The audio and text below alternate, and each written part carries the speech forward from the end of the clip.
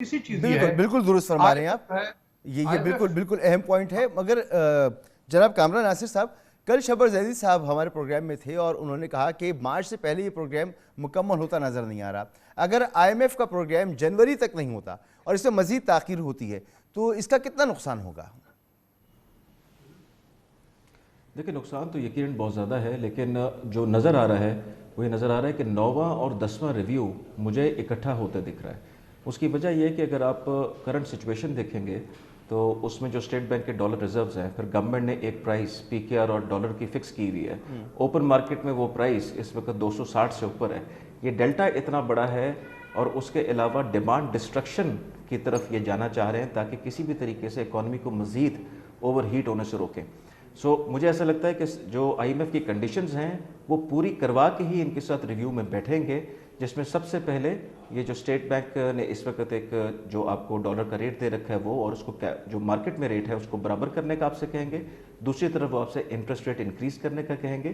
تیسری طرف energy cost کو وہ آپ کو مزید بڑھانے کو کہیں گے، بیکاز سرکولر ڈیٹ آپ کا بہت بڑا ایشو ہے.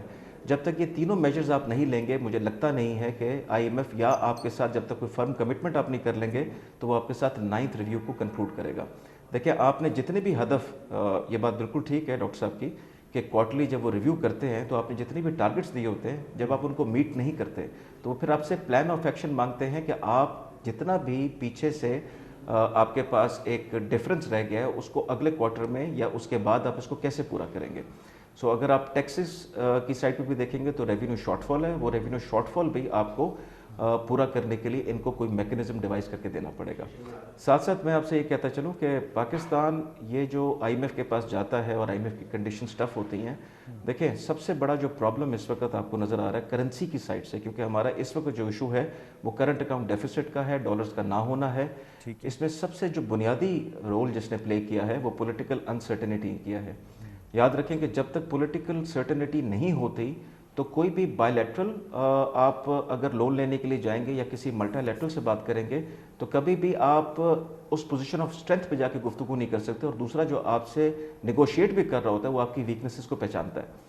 پاکستان کے اس وقت جو معاشی ایمرجنسی ہے اس کو حل کرنے میں تمام پولیٹیکل پارٹیز کو بھی بیٹھنا پڑے گا، ریزالو کرنا پڑے گا کہ آپ جلد از جلد الیکشن کی طرف بڑھیں یا اس کی کم از کم ڈیٹ دیں تاکہ اس چیز میں ایک کلیئرٹی ہے، ایک سرٹنٹی ہے. اور دوسری طرف فسکل ڈسپلن لانا بے انتہا ضروری ہے. ہم ہر 3-4 سال کے بعد اسی سائیکل جو بوم بسٹ کا سائیکل اس میں جاتے ہیں. شروع میں ہم کہتے ہیں کہ پچھلی گورنمنٹ نے یہ کر دیا، آپ IMF کے پاس جاتے ہیں، اسٹرکٹ کنڈیشنز مانتے ہیں، اور اس کے بعد آپ اپنی اکانومی کو خود سے اوور ہیٹ کرتے ہیں. وہ اوور ہیٹ کرتے ہیں آپ اپنے ٹارگٹس میٹ کرنے کے لیے آپ ایسی بجٹری سیاست اناؤنسمنٹس معاملات سے کرتے ہیں کہ آپ اس کی کو طرف اکانومی ایک کو سائڈ پہ نکال کر ایئرپورٹس اور کھل جاتے ہیں. ملک کے لیے فیصلے کرنے ہوں گے.